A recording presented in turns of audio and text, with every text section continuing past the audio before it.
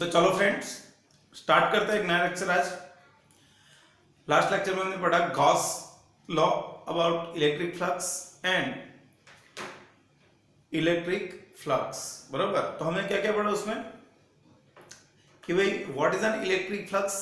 Electric flux is a surface integration of electric field on the close surface. And what is the Gauss theorem. Gauss law gives the total electric flux enclosed with the surface. And what was the law? The total electric flux enclosed with the surface is the ratio of the total charge enclosed by the surface to the permittivity of vacuum. तो हमने ये पढ़ा था, बरोबर कि नहीं।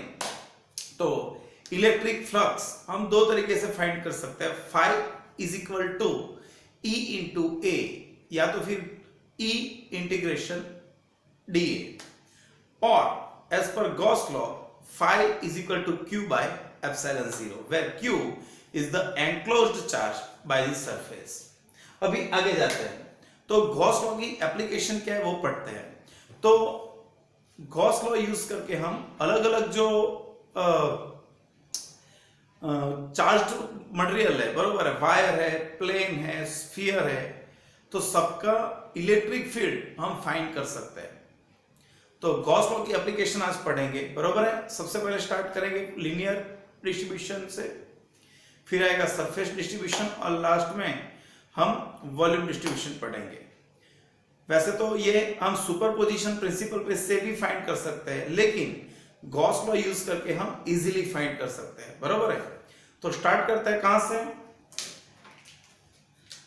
पढ़ो तो एप्लीकेशन ऑफ गॉस लॉ। तो सबसे पहली थियरी क्या है, obtain the electric flux, obtain the electric field of infinitively long uniformly charged straight wire.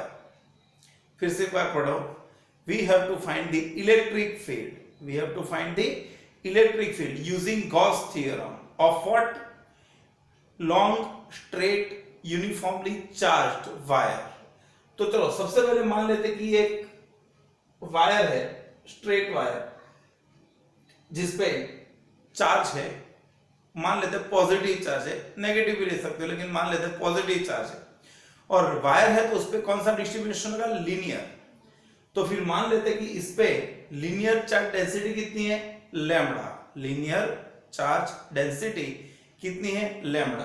तो सबसे पहले हमने consider infinitively long uniformly charge straight wire, the linear charge density on a wire is lambda. चलो हमको क्या find करना है, we have to find the electric field at the distance r perpendicular to the axis of wire, बराबर। तो एक point हमने consider किया P, और P का परपेंडिकुलर डिस्टेंस कितना है, r, और हमको यहाँ पे इलेक्ट्रिक फील्ड फाइंड करना है। तो let us assume that the electric field at the point P is E। तो यहाँ पे इलेक्ट्रिक फील्ड कितना है, E, सपोज मान लेते हैं सर। चलो तो सबसे पहले तो डायरेक्शन क्लियर कर लेते हैं कि इलेक्ट्रिक फील्ड की डायरेक्शन कौन सी होगी। तो ये जो वायर है उसका एक पॉइंट A ले लेता है, O पॉइंट, यहां से ये डिस्टेंस कितना है, R। मतलब मानो कि यहां पे कोई चार्ज होगा तो उसका इलेक्ट्रिक फील्ड ये डायरेक्शन में होगा। हमको पता है कि भाई the direction of electric field, the direction of electric field of positive charge is radially outward and for negative charge it is radially inward. लेकिन अभी पॉजिटिव चार्ज है तो यहां से आउटवर्ड होगा। अभी आप ये कंपोनेंट कंसीडर करो, भाई ये कंपोनेंट जो है उसका इलेक्ट्रिक फील्ड यहां से ये डायरेक्शन में आएगा, तो यहां का जो स्मॉल कंपोनेंट है उसका इलेक्ट्रिक फील्ड ये डायरेक्शन में आएगा, हाँ कि नहीं। तो यहां पे ये तो यही डायरेक्शन में, ये जो दो इलेक्ट्रिक फील्ड है, इसका ये जो है उसका ये कंपोनेंट और इसका ये कंपोनेंट, ये कंपोनेंट और ये कंपोनेंट, तो ये कंपोनेंट और ये कंपोनेंट दोनों म्यूचुअली ऑपोजिट डायरेक्शन में, हाँ कि नहीं। तो फिर वो एक दूसरे की इफेक्ट को कैंसिल करेंगे। तो वैसे कोई भी स्मॉल एलिमेंट ले लो और उनकी इलेक्ट्रिक फील्ड के जो कंपोनेंट वायर को पैरेलल होंगे वो सब एक दूसरे की इफेक्ट को कैंसिल करेंगे, तो उनके रिजल्टेंट सिर्फ ऐसे ही कंपोनेंट बाकी रहेंगे जो वायर को परपेंडिकुलर हो गए। So the direction of electric field is at any point is always perpendicular to the axis of wire. So it is clear that the direction of electric field at any point is perpendicular to the axis of wire। चलो, तो हमने सबसे पहले तो क्या find कर लिया कि भाई डायरेक्शन कौन सी होगी। अभी हमको फाइंड क्या करना है, इलेक्ट्रिक फील्ड। तो सबसे पहले हमको गॉसियन सरफेस फाइंड करनी पड़ेगी, फिर फ्लक्स फाइंड करना पड़ेगा। लेकिन सबसे पहले गॉसियन सरफेस कैसे फाइंड करेंगे, कौन सी सरफेस, गॉसियन सरफेस। भाई गॉसियन सरफेस कोई भी शेप की हो सकती है, लेकिन जनरली हम इलेक्ट्रिकली सिमेट्रिक सरफेस कंसिडर करेंगे। तो इलेक्ट्रिकली सिमेट्रिक सरफेस किसको बोलेंगे कि जिसके हर एक पॉइंट पे इलेक्ट्रिक फील्ड का मैग्नीट्यूड सेम है। ऐसी सरफेस कि जिसके हर एक पॉइंट पे इलेक्ट्रिक फील्ड सेम है, ऐसी सरफेस हम कंसिडर करेंगे। तो चलो, हमने मान लिया था कि जैसे ये पॉइंट P है तो ये पॉइंट P है, यहां का डिस्टेंस कितना है R, तो यहां पे हमने इलेक्ट्रिक फील्ड कितना एज्यूम किया E। तो सेम वे आप ये पॉइंट से, ये जो O पॉइंट था वहां से आपने P कंसीडर किया, तो मानो O डैश पॉइंट है, वहां से आप P1 कंसीडर कर सकते हो, O डबल डैश है वहां से P2 कंसीडर कर सकते हो। मतलब आपने ये वायर लिया, यहां से R डिस्टेंस पे इलेक्ट्रिक फील्ड कितना E है और आउटवर्ड है, तो वैसे ही आप R डिस्टेंस यहां उसके अराउंड ले सकते हो। तो फिर मैं एक्सिस पे सेंटर लूंगा, R जितनी रेडियस लूंगा और फिर एक सर्कल कंसीडर करूंगा। तो सर्कल का हर एक पॉइंट वायर से कितना दूर है, R, वहां पे इलेक्ट्रिक फील्ड सेम ही होगा E। और वैसे ही वो सर्कल के ऊपर एक सर्कल, उसके ऊपर एक सर्कल, उसके ऊपर एक सर्कल, ऐसे हम कंसीडर करेंगे और ये सब पॉइंट्स को कनेक्ट करेंगे तो हमको एक सिलिंड्रिकल गॉसियन सरफेस मिलेगी। कैसी सरफेस मिलेगी, सिलिंड्रिकल। तो हम मान सकते हैं कि भाई ये एक सिलिंड्रिकल, ये अपना वायर है और ये वायर पे चार्ज है और ये जो उसकी एक्सिस है, देखा, तो ये जो सरफेस है वो सिलिंड्रिकल सरफेस हुई और उसकी जो कर्व्ड सरफेस है उसका कोई भी पॉइंट ले लो, वो वायर से कितनी दूर ऊपर, R डिस्टेंस पे होगा और हर एक के ऊपर इलेक्ट्रिक फील्ड का मैग्नीट्यूड E जितना ही होगा। हाँ, उसकी डायरेक्शन जो भी पॉइंट है वहां से परपेंडिकुलर आउटवर्ड या इनवर्ड होगी, बराबर है। तो हमने कंसीडर कर लिया कि भाई यहाँ पे जो गॉसियन सरफेस बनेगी वो कैसी होगी, सिलिंड्रिकल। और सिलिंड्रिकल सरफेस जो है उसकी जो कर्व्ड सरफेस है वहां से फ्लक्स बाहर आएगा। तो चलो, हमने यहां पे कंसीडर किया, we can get more points P, P1, P2 whose distances are smaller from wire, so the magnitude of electric field is equal at all point।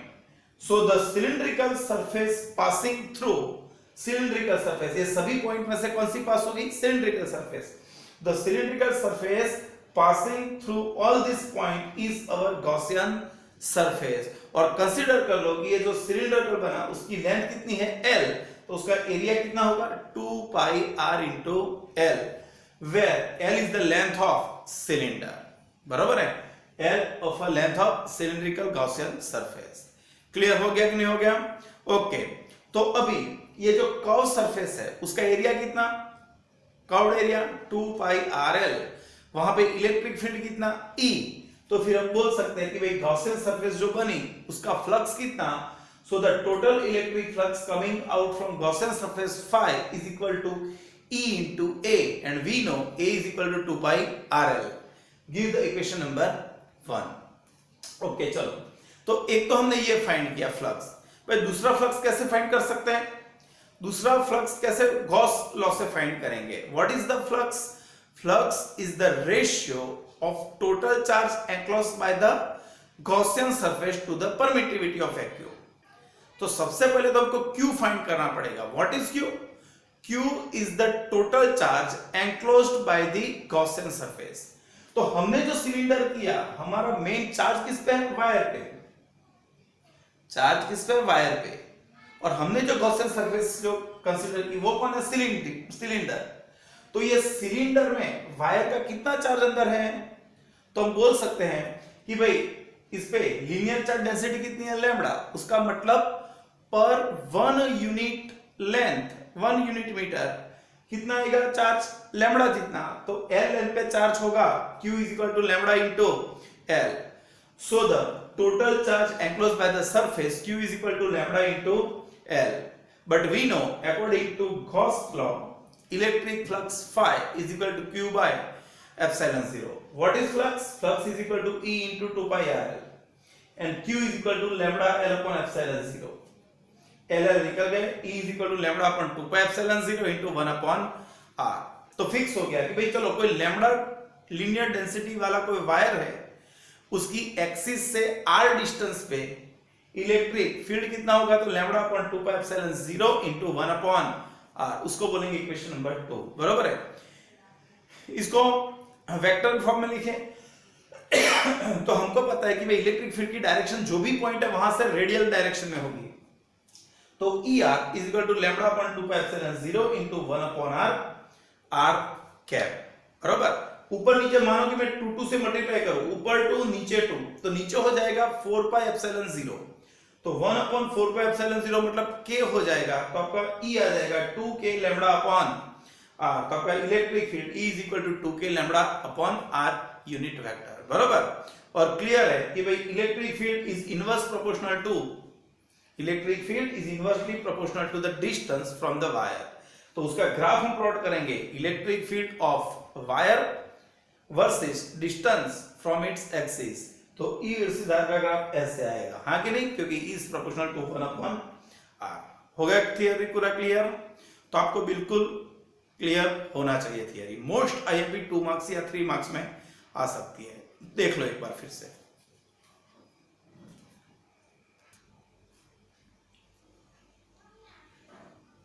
तो चलो ये जो थियरी हमने पढ़ी, बराबर है, तो उसका एक न्यूमेरिकल भी गिन लेते हैं। एक्सरसाइज का 1.23, बराबर है, एक्सरसाइज का 1.23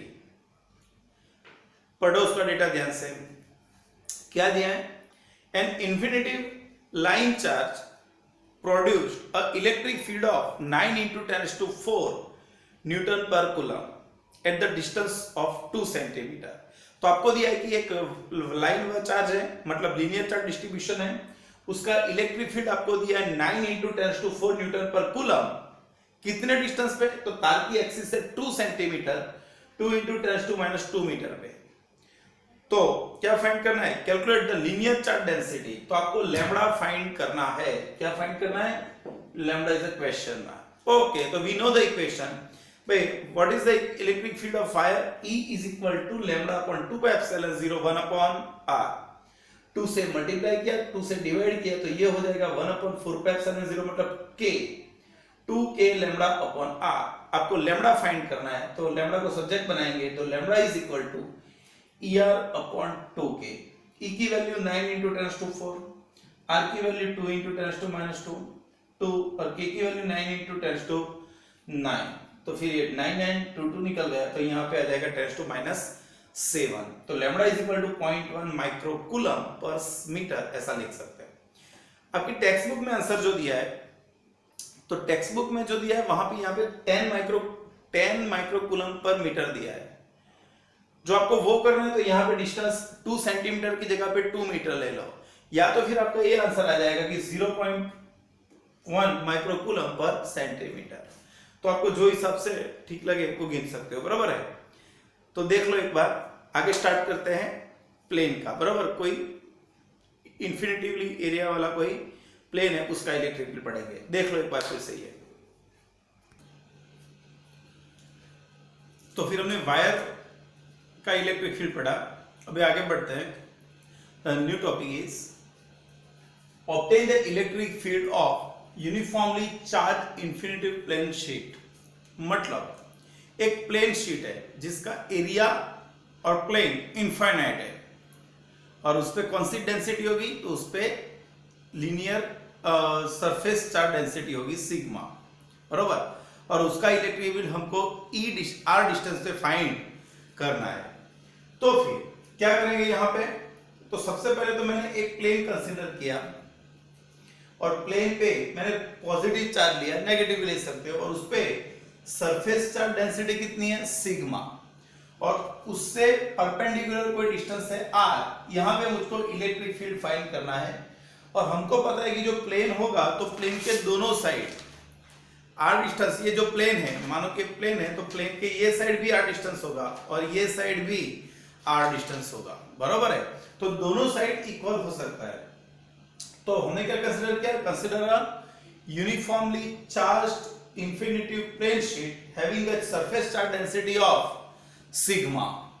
नाउ हमको सबसे पहले तो यहाँ पे गॉस लॉ अप्लाई करना है, तो we have to consider any Gaussian surface, but Gaussian surface is such that the electric field is symmetric. तो यहाँ पे मुझको इलेक्ट्रिक फील्ड सिमेट्रिक रखना है, तो मुझको जो भी मैं यहाँ पे गॉसियन सरफेस कंसीडर करूंगा वो प्लेन जो प्लेट है उसकी दोनों साइड पे इक्वल होना चाहिए। तो लेट अस एज्यूम दी सिलिंड्रिकल गॉसियन सरफेस। अब आपकी टेक्स्ट बुक में आपको यहाँ पे क्यूबॉइड टाइप सरफेस दी है, हम यहाँ पे सिलिंड्रिकल लेके चलते हैं। तो as shown in figure consider a Gaussian surface cylindrical. कैसी? Cylindrical Gaussian surface of length, भाई यहां से ये डिस्टेंस आर, यहां से ये डिस्टेंस आर, तो मैं जो भी गॉसियन सरफेस यहां पे कंसीडर करूंगा उसकी लेंथ कितनी होगी 2r, and it is the symmetric about the charged plate. तो यहां पे डिस्टेंस r, यहां पे distance r, so we have considered the cylinder of length 2r because it has the symmetry about the plane.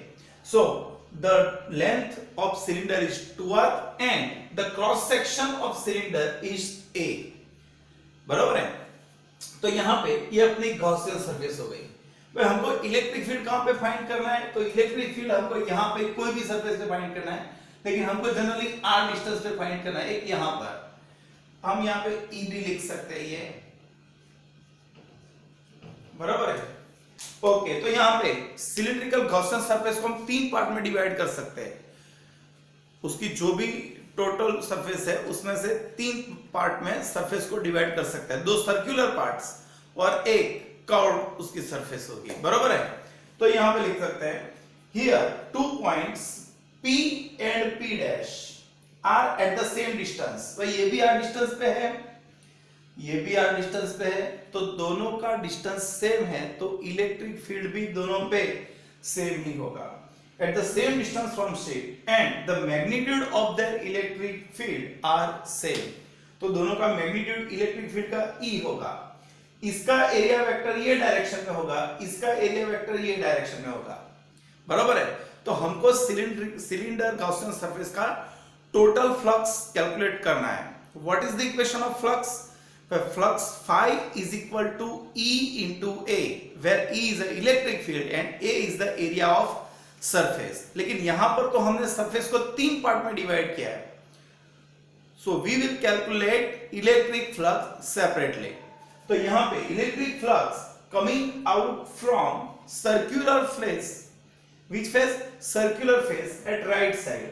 जो right side पे ये जो circular face है वहां पे कितना फ्लक्स, तो भाई what is the equation? phi is equal to E A cos theta. हमको पता है electric field E area A और दोनों के बीच का angle 0 degree, cos 0 is equal to 1। तो ये जो सरफेस है ये इसके साथ लिंक फ्लक्स कितना है? E into A। सिमिलरली जो लेफ्ट साइड पे जो है flux coming out from the circular face left side वो भी सेम ही होगा, क्योंकि इसका इलेक्ट्रिक फील्ड भी ये डायरेक्शन में है, एरिया भी यही डायरेक्शन में है। तो flux phi2 is equal to E into A। तो दो सर्कुलर जो फेस थे इसका फ्लक्स ये है, इसका ये है। अभी कौन बाकी रहा?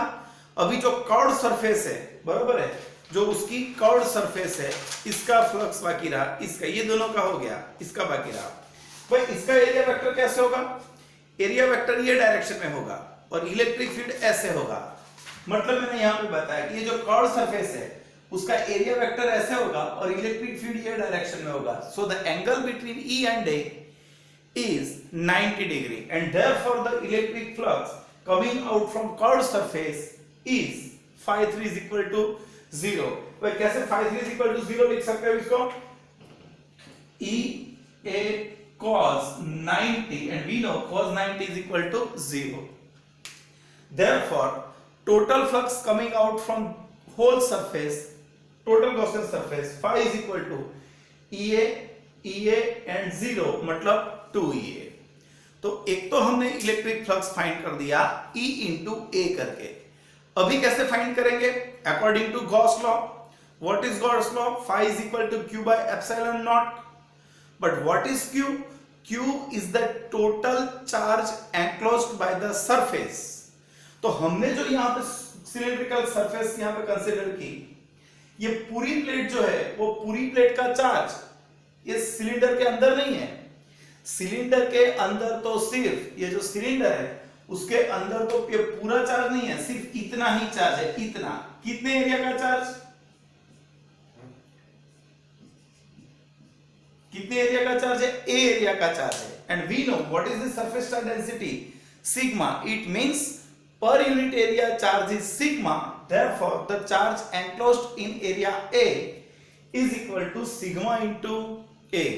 So the total charge enclosed by the surface Q is equal to sigma into A. Now according to Gauss law, phi is equal to Q by epsilon 0. बराबर है? And what is Q?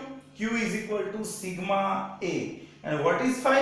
Phi is equal to 2EA. So 2EA is equal to sigma A upon epsilon 0. Therefore E is equal to sigma upon 2 epsilon 0. Equation number 4. हो गया clear बिल्कुल? चलो आगे. In a vector form, इसको vector form में लिखते हैं. In a vector form E is equal to sigma upon 2 epsilon 0 n cap. And what is the n cap? N cap is the direction. It represents direction of electric field. And we know that direction of electric field due to sheet is perpendicular normal to its plane. So the where n is a unit vector perpendicular to the plane of sheet. तो हमको पता चल गया कि भाई चलो कोई plate है या शीट है, बरोबर है, ये शीट है, उसकी पर सरफेस चार्ज डेंसिटी कितनी है शीट पे? सिग्मा. हाँ कि नहीं? शीट पे कितनी है? सिग्मा. तो उसका कोई भी डिस्टेंस पे जाओ, यहाँ पे r मैटर ही नहीं करता, यहाँ पे इक्वेशन में r है ही नहीं, बराबर कि नहीं? मतलब it doesn't depend upon the distance. तो आप कोई भी डिस्टेंस पे जाओगे, हाँ कंडीशन ये है कि प्लेट इंफिनिटी एरिया की होनी चाहिए. So very long plate, very large plate, electric field is E is equal to sigma by 2 epsilon 0, where sigma is the surface charge density on the plate and epsilon 0 is the permittivity of vacuum. हो गया clear? तो ये theory भी बिल्कुल clear होनी चाहिए आपको, बरोबर है? चलो इसमें थोड़े और दो केसेस भी आगे पढ़ते हैं, तो बाजू की स्लाइड में चलते हैं. तो यहाँ पे एक बार ग्राफ देख लेते हैं. What is the relation between electric field intensity and the distance. भाई हमने फॉर्मूला क्या डिराइव किया शीट के लिए? E is equal to sigma upon 2 epsilon 0. It means it does not depend on the distance. So as the distance increasing but its intensity remains equal. मतलब E versus R का graph ऐसा same आएगा, उसका slope 0 होगा, बरोबर है? चलो अभी किसकी बात की हमने? We have put one sheet. Now we are putting two sheets parallel to each other. मैं दो प्लेट्स में रखता हूं लेकिन parallel to each other. ये भी है, उस पे डेंसिटी है सिग्मा 1. ये और एक प्लेट है, उस पे डेंसिटी है सिग्मा 2. तो यहां पे पूरे रीजन को हमने 3 पार्ट में डिवाइड कर दिया. एक ये साइड, एक मिडल और एक आउटर साइड. तो एक फर्स्ट प्लेट के आउटर साइड, एक दोनों के मिडल का और एक सेकंड प्लेट के आउटर साइड का. तो टोटल रीजन हमने 3 पार्ट में डिवाइड कर दिया और उसका इलेक्ट्रिक फील्ड हम फाइंड करेंगे. तो ये हम नोट्स में लिखेंगे स्पेशल केसेस में, बरोबर है? When two sheets are parallel, तो चलो मान लिया कि ये एक सिग्मा 1 है, ये सिग्मा 2 है. हम कोई भी इक्वेशन डिराइव करेंगे तो सबको सबसे पहले प्लस पॉजिटिव चार्ज लेके ही डिराइव करेंगे और बाद में जो नेगेटिव चार्ज होगा तो हम नेगेटिव साइन रख देंगे. तो यहाँ पे सिग्मा 1 सिग्मा 2. चलो सबसे पहले यहाँ पे ट्राई करते हैं, बरोबर भाई? इस पे पॉजिटिव चार्ज, इस पे पॉजिटिव चार्ज, और हमको पता है इलेक्ट्रिक फील्ड की direction due to positive charge is away from charge. तो जो भी चार्ज इलेक्ट्रिक फील्ड प्रोड्यूस कर रहा है, तो कोई भी पॉइंट से इलेक्ट्रिक फील्ड वो चार्ज से दूर की तरफ होगा, और जो नेगेटिव चार्ज होगा तो उसकी तरफ होगा। तो यहां पर तो दोनों पॉजिटिव है, ये भी पॉजिटिव प्लेट है, ये भी पॉजिटिव प्लेट है, और हमको यहां पे फाइंड करना है। तो यहां पे मैंने लिखा है कि भाई electric field due to first plate E1, तो फॉर्मूला क्या, इसकी डेंसिटी सिग्मा 1 अपॉन 2 एप्सिलॉन 0, लेकिन डायरेक्शन इसको अवे, बराबर है, ये पॉजिटिव प्लेट है, ये भी पॉजिटिव प्लेट है, इसके कारण यहां पे intensity bye same intensity sigma 2 upon 2 epsilon 0, sigma 2 upon 2 epsilon 0, और डायरेक्शन तो इससे अवे होगा क्योंकि ये पॉजिटिव है, तो इसके कारण यहां से ये, इसके लिए भी यहां से ये, तो ये दोनों एक ही डायरेक्शन में हुए, तो रिजल्टेंट इलेक्ट्रिक फील्ड हमको मिला ER is equal to sigma 1 plus sigma 2 upon 2 epsilon 0।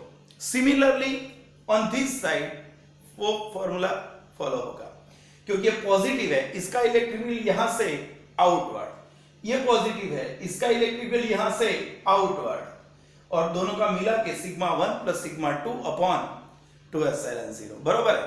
तो ये दोनों आउटर एरिया जो है उसकी बात हो गई। अभी बात करते हैं बीच के रीजन की। चलो, इसमें ये पॉजिटिव है, तो उसका इलेक्ट्रिक फील्ड जो भी पॉइंट लोगे वहां से इससे अवे, तो यहां पे इसका इलेक्ट्रिक फील्ड बीच का कोई भी पॉइंट लोगे तो ये डायरेक्शन में आएगा, कितना, सिग्मा 1/2 एप्सिलॉन 0। फिर आप ये लोगे, इसका इलेक्ट्रिक फील्ड यहां से, ये भी पॉजिटिव है तो इससे अवे, मतलब इसका इलेक्ट्रिक फील्ड यहां पे ये डायरेक्शन में होगा, तो इसका इलेक्ट्रिक फील्ड ये डायरेक्शन में, इसका इलेक्ट्रिक फील्ड ये डायरेक्शन में, मतलब ये दोनों बिल्कुल ऑपोजिट डायरेक्शन में है, तो टोटल रिजल्टेंट इलेक्ट्रिक फील्ड होगा sigma 1 minus sigma 2 upon 2 epsilon 0, बराबर है, दोनों प्लेट के बीच में। तो अभी ये हमने एक जनरल फॉर्मूला लिखा, लेकिन अभी दो स्पेशल केसेस ले लेते हैं कि ये जो प्लेट थी वो क्या थी भाई, सिग्मा 1, क्या थी, सिग्मा 1, ये सिग्मा 2। चलो मान लेते हैं कि दोनों चार्जेस सेम ही है, डेंसिटी सेम ही है, मतलब ये जो है वो भी प्लस सिग्मा है,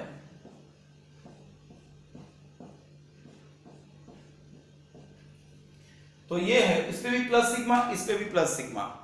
तो चलो फॉर्मूला रखें यहां पे दोनों के बीच के रीजन में, sigma 1 is equal to sigma, sigma 2 is equal to sigma, sigma minus sigma 0, क्योंकि दोनों प्लेट का चार्ज सेम ही है, दोनों पॉजिटिव है, और दोनों का इलेक्ट्रिक फील्ड ऑपोजिट डायरेक्शन में होगा, तो बीच में कितना हो जाएगा, 0।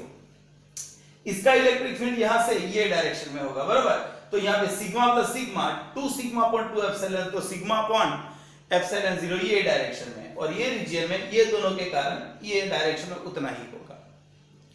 अभी एक प्लेट पॉजिटिव है और एक प्लेट नेगेटिव है, मतलब एक पे डेंसिटी प्लस सिग्मा ले लेते हैं और एक पे माइनस सिग्मा, तो क्या होगा, तो चलो अभी वैल्यू रखते हैं यहां पे, सिग्मा 1 को सिग्मा लेना है, लेकिन सिग्मा 2 को माइनस सिग्मा लेना है, मतलब यहां पे मैं रखूंगा सिग्मा माइनस माइनस सिग्मा, तो 2 सिग्मा अपॉन 2 एप्सिलॉन 0, तो सिग्मा अपॉन एप्सिलॉन 0 आ जाएगा। क्यों भाई, क्योंकि ये पॉजिटिव चार्ज है, इसका इलेक्ट्रिक फील्ड ये डायरेक्शन में होगा, अवे, और ये नेगेटिव चार्ज है, तो इसका इलेक्ट्रिक फील्ड इनवर्ड डायरेक्शन में होगा, अंदर, तो इसका आउटवर्ड और इसका इनवर्ड दोनों एक ही डायरेक्शन में आ जाएंगे, तो रिजल्टेंट ये मिलेगा। लेकिन आउटर रीजन में चले जाएंगे तो यहां पे सिग्मा 1 सिग्मा माइनस सिग्मा 0, तो यहां का इलेक्ट्रिक फील्ड और यहां का इलेक्ट्रिक फील्ड 0 हो जाएगा, बराबर है। तो आपको क्लियर होना चाहिए कि दोनों पॉजिटिव प्लेट्स है, तो दोनों के बीच में 0 होगा, और आजू बाजू में कुछ मिलेगा सिग्मा अपॉन एप्सिलॉन नॉट, और मानो कि दो, एक प्लस है और एक नेगेटिव है, तो बीच में कुछ मिलेगा सिग्मा अपॉन एप्सिलॉन 0, लेकिन बाहर का कितना होगा, 0, बराबर है। तो सेम क्वेश्चन इसका एक देख लेते हैं, ये टॉपिक पे बेस्ड एक न्यूमेरिकल है, एक्सरसाइज 1.24, कौन सा है, एक्सरसाइज 1.24, पढ़ो ध्यान से। 2 large thin metal plates are parallel and close to each other. On their inner faces, the plates have surface charge density of opposite sign and of magnitude 17.0 into 10 to minus 22 coulomb per meter square. What is E at first in the outer region of first plate, B in the outer region of second plate and C between the plates. Okay भाई, तो यहाँ पे मैंने जो last जो यहाँ पे discuss किया वही पूछा है कि भाई एक पॉजिटिव प्लेट है, एक नेगेटिव प्लेट है, ये फर्स्ट प्लेट, ये सेकंड प्लेट। आपको इसके आउटर साइड, इसके आउटर साइड और दोनों के बीच में इलेक्ट्रिक फील्ड फाइंड करना है। और आपको सरफेस चार्ज डेंसिटी कितनी दी है, तो sigma is equal to 17 into 10⁻22 coulomb per metre square, इतनी आपको डेंसिटी दी है। अभी हमने पढ़ा कि भाई electric field at outer region of first plate, ये फर्स्ट प्लेट है उसकी आउटर रीजन में, भाई इसके कारण यहां से ये डायरेक्शन में होगा सिग्मा, यहां से इसके कारण यहां पे ये डायरेक्शन में कितना, सिग्मा 1/2 एप्सिलॉन 0, सिग्मा 1/2 एप्सिलॉन 0, और उसका उतना ही लेकिन ऑपोजिट डायरेक्शन में होगा माइनस सिग्मा 2 एप्सिलॉन 0। मतलब यहां पे जो मैंने ए लिखा है वहां पे electric field E1 sigma 2 epsilon 0 minus sigma 2 epsilon 0 is equal to 0। Similarly यहां पर ये नेगेटिव है, इसका इलेक्ट्रिक फील्ड यहां से ये डायरेक्शन में सिग्मा 2 एप्सिलॉन 0, और ये पॉजिटिव है, इसका इलेक्ट्रिक फील्ड यहां से अवे सिग्मा 2 एप्सिलॉन 0, तो यहां पर भी रिजल्टेंट 0 हो जाएगा, बरोबर है। और हमको फाइंड करना है ये दोनों के बीच में से, यहां से फाइंड करना है। तो वहां पे दोनों का, इसका ये डायरेक्शन और उसका भी ये डायरेक्शन में दोनों का सम होगा, तो E is equal to 2 sigma 2 epsilon 0, तो सिग्मा एप्सिलॉन 0, सिग्मा की वैल्यू है 17 इंटू 10⁻22, एप्सिलॉन 0 8.85 इंटू 10⁻12, ये सबका सिंप्लीफाई करेंगे तो 1.92 into 10⁻10 Newton per coulomb towards negative plate. हो गया क्लियर? तो आपको ये न्यूमेरिकल भी आना चाहिए, थियरी भी बिल्कुल क्लियर दिमाग में होनी चाहिए। चलो देख लो एक बार ध्यान से, बराबर है दोनों थियरीज। चलो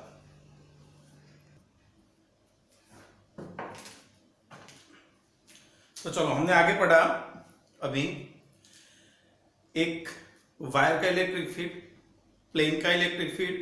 अभी आगे जाते हैं, obtain the electric field of uniformly charged thin spherical shell.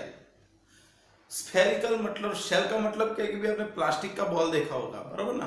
Plastic का बॉल कैसा होता है, बीच में से होलो होता है, बीच में से होलो होता है, और चार्ज सिर्फ उसकी सरफेस पे है। तो आप कोई प्लास्टिक बॉल कंसिडर करोगे तो उसकी जो सरफेस है जहां पे प्लास्टिक है वहीं पर चार्ज है, सिर्फ उसके अंदर कोई चार्ज नहीं है। मतलब होलो स्फीयर आप कंसिडर कर सकते हो, बरोबर है। तो what is the shell? Shell is the hollow sphere. और जो स्फीयर, होलो स्फीयर होगा तो उस पर चार्ज सिर्फ कहां पर होगा, उसकी सरफेस पे, और सरफेस पे होगा तो उस पर कौन सी डेंसिटी होगी, सरफेस चार्ज डेंसिटी, बरोबर है। तो हमको क्या फाइंड करना है भाई, we have to find the electric field of spherical shell of uniformly charged, बरोबर है।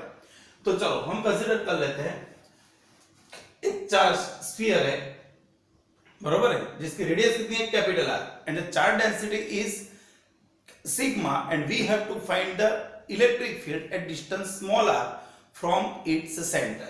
So consider a spherical shell of radius capital R with uniform surface density, surface charge density sigma. We have to obtain electric field at distance small r from its center. तो भाई उसकी radius कितनी है, capital R, और आपको find करना, कहां पर फाइंड करना है, at small r distance from its centre. तो आपके पास दो ऑप्शन हो गए, एक तो उसके सेंटर से r डिस्टेंस कहां तक, जो उसकी सरफेस है उसके अंदर तक, मतलब inner point in the shell, और दूसरी बार ये r डिस्टेंस आप बाहर भी ले सकते हैं। तो आपके पास दो ऑप्शन है, small r is greater than r and small r is less then r। तो सबसे पहले स्टार्ट करेंगे इनसाइड पॉइंट के लिए। So first, field inside the shell r is less than capital R। तो चलो क्या है भाई, एक शेल है, शेल की रेडियस कैपिटल R है, उस पे सरफेस चार्ज डेंसिटी कितनी है, सिग्मा, और हमको स्मॉल r डिस्टेंस पे इलेक्ट्रिक फील्ड फाइंड करना है। तो सबसे पहला हमने ऑप्शन लिया r is less then r, मतलब जो सरफेस पे हमको फाइंड करना है वो सरफेस स्फीयर के अंदर है वो पॉइंट।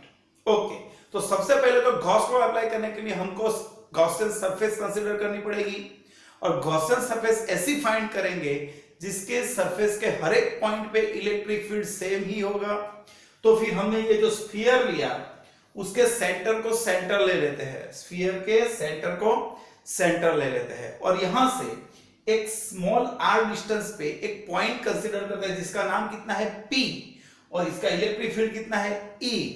अभी जैसे ये डिस्टेंस r है वैसे यहां पर भी r, यहां पर भी, यहां पर भी, यहां पर भी r होगा। तो हम क्या कर सकते हैं, taking the centre at the centre of shell and the radius small r, consider a spherical surface. ये स्फेरिकल सरफेस हम कंसीडर करेंगे, जो अपना शेल है उसके अंदर एक ऐसी सरफेस करेंगे, तो वो स्फेरिकल, ये अपना शेल है कैपिटल R रेडियस का, लेकिन उसके अंदर एक स्मॉलर रेडियस का छोटा स्फेरिकल एक सरफेस कंसीडर करो। तो वो सरफेस का हर एक पॉइंट सेंटर से कितने डिस्टेंस पे होगा, स्मॉल r, और हर जगह पे इलेक्ट्रिक फील्ड का मैग्नीट्यूड इक्वल ही होगा। और हमने मान लिया कि वहां पे इलेक्ट्रिक फील्ड कितना है E। तो फिर according to E into A, total flux coming out from this surface E into 4 pi r square. Okay, तो ये हो गया, फ्लक्स एक तरीके से मिल गया E इंटू ए करके, बराबर है। अभी आगे हमको फाइंड करना है phi is equal to Q by epsilon 0।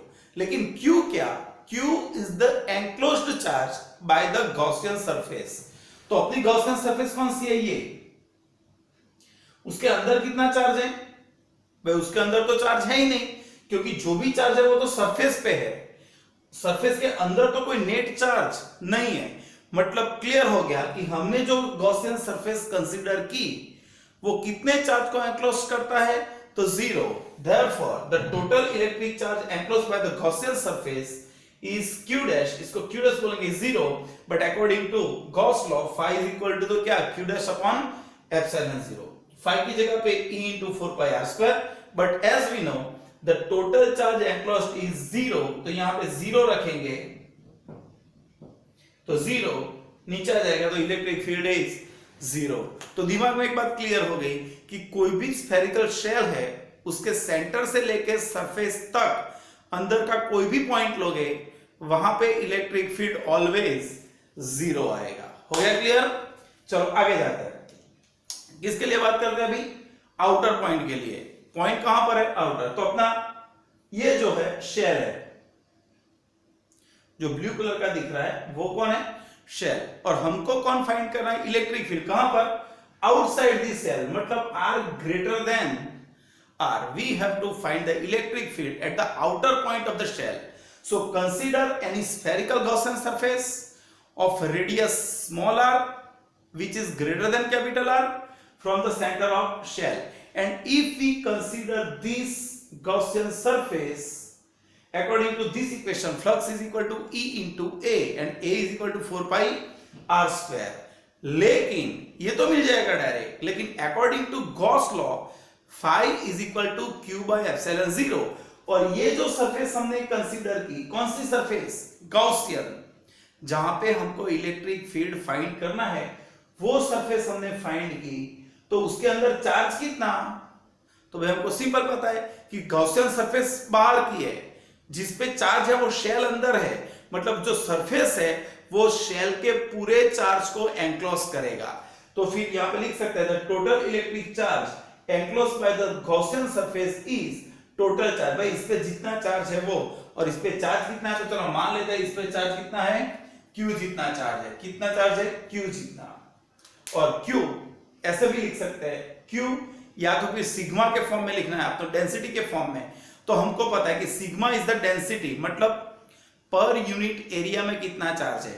तो ये कितना एरिया है? ये एरिया जहां पर चार्ज सिचुएटेड है वो एरिया कितना है? 4 pi capital R square.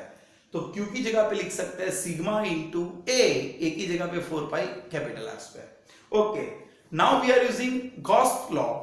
So what is the Gauss law? Phi is equal to Q by epsilon naught, but phi is equal to E into 4 pi R square and Q, but total charge is enclosed is Q, जो भी enclose होता है वो Q ही हो रहा है, तो Q by epsilon 0। तो 4 पाई को नीचे ला देंगे, r को नीचे ला देंगे, तो E is equal to 1/4 pi epsilon 0 q by r square. और वेक्टर फॉर्म में लिखेंगे तो सेम ही है, लेकिन सिर्फ इलेक्ट्रिक फील्ड की डायरेक्शन उसकी कौन सी, रेडियल डायरेक्शन में होगा, तो हमने रेडियल डायरेक्शन में लिख दिया।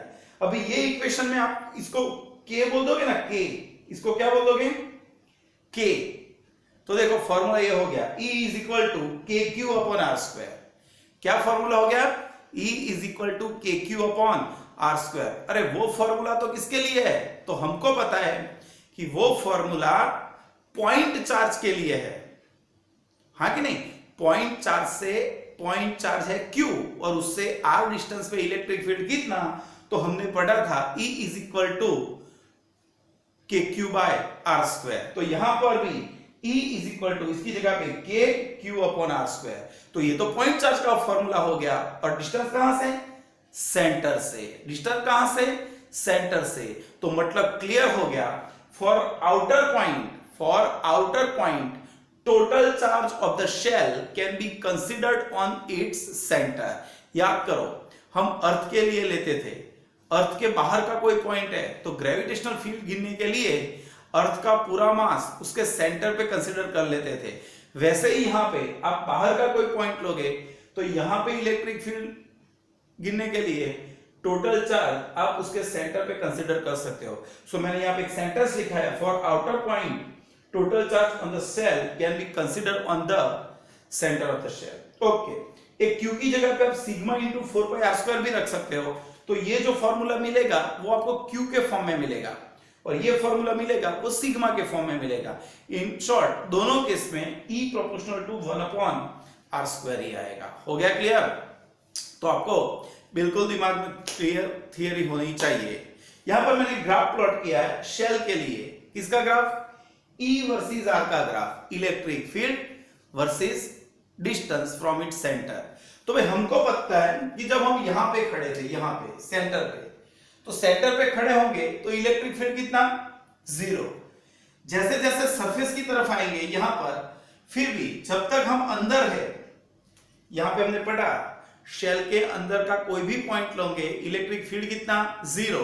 तो हम यहां पे कोई भी अंदर का पॉइंट लेंगे तो इलेक्ट्रिक फील्ड 0 ही रहेगा। तो फिर जैसे जैसे डिस्टेंस इंक्रीज होता जाएगा, लेकिन जब तक हम शेल के अंदर है, मतलब smaller distance less than capital R है, तब तक इलेक्ट्रिक फील्ड 0 ही होगा। जैसे उसकी सरफेस पे पहुंचे इलेक्ट्रिक फील्ड मैक्सिमम होगा, E इज इक्वल टू के Q upon capital R square. यहां पे लिखना तो लिख सकते हैं k Q upon capital R square, ये इलेक्ट्रिक फील्ड होगा, बरोबर है। और फिर आउटर पॉइंट के लिए तो पूरा चार्ज, मानो कि पॉइंट चार्ज है उसके सेंटर पे, and electric field is directly inversely proportional to the square of the distance. So E is proportional to 1/r square. तो ग्राफ ऐसे आएगा। तो आपको समझना है कि ग्राफ कैसे आएगा, बरोबर है। तो ग्राफ इनिशियली 0 होगा, फिर एकदम मैक्सिमम होगा, और फिर डिक्रीज होगा, हाँ कि नहीं? क्लियर हो गया कि नहीं? पक्का? तो ये किसका आया? शेल का। अभी बाजू में बढ़ते हैं। आपकी टेक्स्ट बुक की थियरीज खत्म हो गई, टेक्स्ट बुक में थियरी और नहीं है, लेकिन और एक चीज हम पढ़ लेते हैं कि हमने शेल की बात की, सबसे पहले वायर की बात की, फिर प्लेन शीट की बात की, फिर कौन आया? होलोस्फीयर मतलब शेल। तो फिर एक भाई बाकी रह गए, कौन? वो सॉलिड स्फीयर होगा तो क्या, होमोजीनियस उसकी डेंसिटी होगी तो क्या। तो उसके लिए देख लेते हैं बाजू में, बरोबर है। चलो बाजू की स्लाइड पे चलते हैं। चलो तो एक क्लास टॉपिक पढ़ लेते हैं। किसका? Obtain the electric field of uniformly charged spheres. Sphere मतलब कौन? Solid sphere. हमने आगे बात की वो शेल था। शेल मतलब कौन? प्लास्टिक का बॉल, बीच में से होलो होगा और उसकी सिर्फ सरफेस पे ही चार्ज होगा। अभी बात कर रहे हैं किसकी? बोलो। अभी सॉलिड स्फीयर की बात कर रहे हैं, बरोबर। वो बिलियर्ड बॉल की बात कर रहे हैं, जो बिलियर्ड पूल में खेल रहे हैं ना वो। तो वो बॉल बीच में से सॉलिड होता है, उसमें कौन सी डेंसिटी होगी? तो उसकी सिर्फ सरफेस पे नहीं, पूरी बॉडी पे चार्ज होगा, तो हम उसको बोलेंगे वॉल्यूम चार्ज डेंसिटी। तो हमने यहां पे लिखा कि consider a uniformly charge sphere, एक स्फीयर है पूरा, और मैंने उस पर यहां पे क्रॉस किया, उसका मतलब उसके पूरे वॉल्यूम पे चार्ज स्प्रेडेड है। तो consider a uniformly charge sphere of radius capital R, इसकी रेडियस कितनी है कैपिटल आर, और उस पे वॉल्यूम चार्ज डेंसिटी कितनी है रो, और उस पे चार्ज कितना है Q. Consider a point P at distance r from its centre, आपको उसके सेंटर से स्मॉल आर डिस्टेंस पे एक पॉइंट कंसीडर करना है पी, लेकिन उसके लिए तो दो ऑप्शन है, कौन से कि भाई एक बार r is small r is less than capital r, it means point P lies inside the sphere, and second r is small r is greater than r, it means P lies outside the sphere. Same जो shell में हमने दो option लिए थे वैसे ही दो option हम यहां पर भी लेंगे। तो सबसे पहले क्या, तो ये पूरा एक स्फीयर, उसकी रेडियस कैपिटल आर, उसकी उस पे वॉल्यूम डेंसिटी कितनी रो जितनी, और उस पे चार्ज कितना Q. We have to find electric field at point P, which is located at distance small r from the center of the sphere.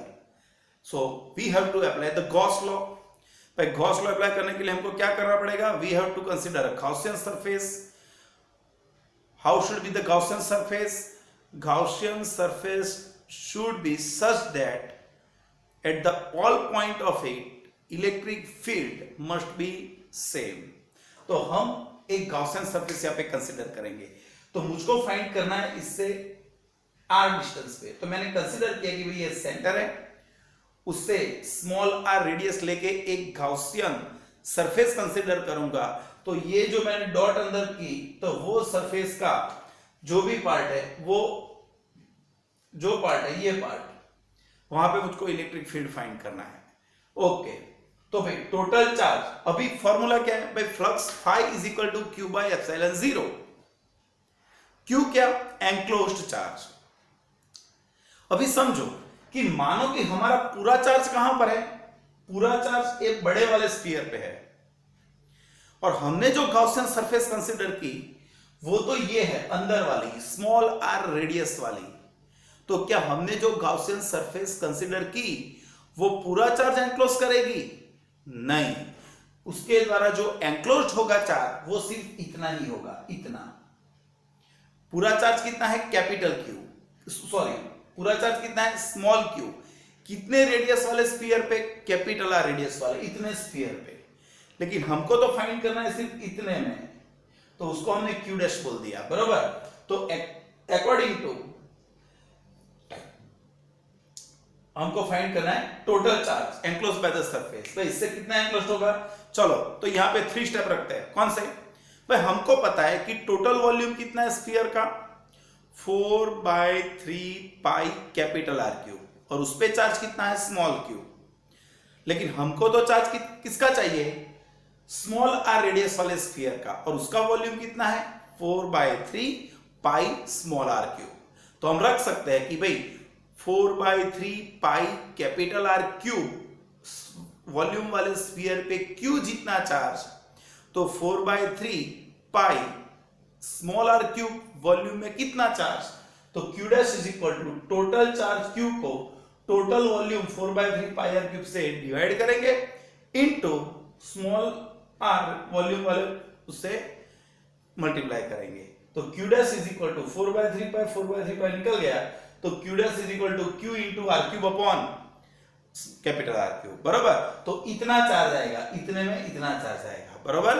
तो चलो according to which theorem, Gauss theorem, phi is equal to Q upon epsilon zero. लेकिन यहाँ पे Q नहीं लेंगे, Q dash लेंगे, क्योंकि हमको टोटल चार्ज नहीं लेना है, सिर्फ इतना चार्ज लेना है। तो फिर यहां पे रखेंगे क्यू डैश की जगह पे Q r cube upon r cube, और ये एप्सिलॉन नॉट फाई, उसको एक और फॉर्मूला है E into A, E is electric field, और एक इसका एरिया जहां पे हमको इलेक्ट्रिक फील्ड फाइंड करना है उसका एरिया, तो वो गॉसियन सरफेस अपनी स्फेरिकल है 4 पाई आर स्क्वायर। 4 पाई नीचे ला देंगे, आर स्क्वायर निकल जाएगा, तो यहां पे सिर्फ आर रहेगा। तो फॉर्मूला आ गया E is equal to 1/4 pi epsilon zero Q upon r cube into r. और हमको पता है उसकी डायरेक्शन रेडियल डायरेक्शन में होगी, तो इलेक्ट्रिक उसको वेक्टर फॉर्म में लिखेंगे, तो यहाँ पे आर वेक्टर लिख देंगे ऐसे, बरोबर। इसको के लिखेंगे तो k Q upon r cube r E. आप देख सकते हो electric field E is directly proportional to the r. अब तक हमने जितने भी इलेक्ट्रिक फील्ड पढ़े उसमें आर पे डिपेंड नहीं था, प्लेन पे, उसके वजह से सब पे वो इनवर्स पे था। यहाँ पे स्फीयर में अब सेंटर से लेके जब तक उसके सरफेस तक आओगे तब तक इलेक्ट्रिक फील्ड डिस्टेंस के डायरेक्ट प्रोपोर्शन में है, बरोबर है। तो डिस्टेंस इंक्रीज होता जाएगा तो इंक्रीज होता जाएगा। अब सेंटर पे होगे तो इलेक्ट्रिक फील्ड जीरो होगा, जैसे जैसे आगे आते जाओगे इलेक्ट्रिक फील्ड इंक्रीज होगा, और आप जब सरफेस पे आओगे तो इलेक्ट्रिक फील्ड मैक्सिमम होगा। तो ये आपने कहां पे फाइंड किया, उसकी अंदर के पॉइंट पे। अभी आगे जाते हैं, फील्ड आउटसाइड द स्फीयर। तो हमने ये स्फीयर कंसीडर किया, उसका रेडियस कैपिटल आर, बरोबर है। उस पे चार्ज कितना Q, उस पे डेंसिटी कितनी रो। फिर हम क्या करेंगे, एक गॉसियन सरफेस कंसीडर करेंगे, तो गॉसियन सरफेस की रेडियस कितनी स्मॉल आर, तो इसको सेंटर लेके गॉसियन सरफेस हमने कंसीडर की, तो अपनी गॉसियन सरफेस ये रही। और हम देख सकते हैं यहाँ पे कि ये गॉसियन सरफेस के अंदर चार्ज कितना, तो भाई गॉसियन सरफेस के अंदर पूरे का पूरा स्फीयर आ जाता है, मतलब स्फीयर का टोटल चार्ज एनक्लोज्ड होगा। तो as shown in figure, consider a spherical Gaussian surface of radius small r greater than r, and this surface, ये जो surface है Gaussian surface encloses whole charge of sphere, पूरे sphere का charge अंदर आ जाएगा। Therefore, according to Gauss theorem, phi is equal to q by epsilon 0, phi e into 4 pi r square q by epsilon 0। इसको नीचे ला दूंगा तो e is equal to 1/4 pi epsilon 0 q upon r square, बरोबर है। तो ये फॉर्मूला हो गया k Q by r square. अरे सिंपल है, हमने बात तो की आउटर पॉइंट के लिए शेल हो कि स्फीयर हो, बाहर का पॉइंट होगा तो उसका पूरा चार्ज आप उसके सेंटर पे कंसीडर कर सकते हो। तो इसको लिख सकते हैं वेक्टर फॉर्म में, रेडियल डायरेक्शन में उसकी इलेक्ट्रिक फील्ड इंटेंसिटी होगी ये। तो यहाँ पे आर वेक्टर लिख सकते हैं। तो मैंने ये स्केलर फॉर्म में, ये मैंने वेक्टर फॉर्म में लिखा, E r is equal to 1/4 pi epsilon 0 Q upon r square unit vector, या इसको लिख सकते हैं k Q upon r square unit vector. हमको चार्ज की जगह पे चार्ज डेंसिटी रो के फॉर्म में लाना है, तो हमको पता है कि भाई चार्ज क्यू कितना, तो डेंसिटी इनटू वॉल्यूम, डेंसिटी कितनी रो, वॉल्यूम कितना 4/3 पाई आर क्यूब, तो वो हम यहाँ पे रख देंगे, यहाँ पे। तो फॉर्मूला आ जाएगा rho upon 3 epsilon 0 r cube upon r square आ गया। तो ये फॉर्मूला हो गया। तो ये हमने किसका पढ़ा, स्फीयर का, बरोबर है। तो दिमाग में क्लियर होना चाहिए कि भाई शेल के लिए अंदर के पॉइंट पे इलेक्ट्रिक फील्ड 0 था, और बाहर के पॉइंट के लिए, शेल की बात कर रहा हूं, अंदर पे इलेक्ट्रिक फील्ड 0 था और बाहर में इलेक्ट्रिक फील्ड डिस्टेंस के इनवर्स, स्क्वायर के इनवर्स प्रोपोर्शन में था। तो यहाँ पे स्फीयर की बात करेंगे तो स्फीयर में बाहर का जो, अब सेंटर से लेके सरफेस तक जाएंगे इलेक्ट्रिक फील्ड आर के डायरेक्ट प्रोपोर्शन में है, लेकिन एक बार आप बाहर आ गए फिर पूरा चार्ज पॉइंट चार्ज बन जाएगा और फिर वो उसके इनवर्स प्रोपोर्शन में है। तो आप E वर्सेस R का ग्राफ प्लॉट करोगे तो जब आप सेंटर पे हो तब इलेक्ट्रिक फील्ड, जब आप कहां पर हो सेंटर पे हो, जो सेंटर पे हो तो इलेक्ट्रिक फील्ड 0। जैसे जैसे आपका डिस्टेंस इंक्रीज होता जाएगा वैसे आप सरफेस की तरफ जाएंगे, electric field E direct R के प्रोपोर्शन में होगा। तो आपको यहाँ पे ग्राफ स्ट्रेट लाइन मिलेगा। जब आप सरफेस पे आओगे तो small r is equal to radius, जितना डिस्टेंस होगा तो इलेक्ट्रिक फील्ड मैक्सिमम होगा kq अपॉन r स्क्वायर जितना, और फिर आप जब बाहर आओगे उसके भी आगे तो वो पॉइंट चार्ज की तरफ 1 अपॉन r स्क्वायर के प्रोपोर्शन में होगा। तो ग्राफ ऐसा आएगा, बरोबर है।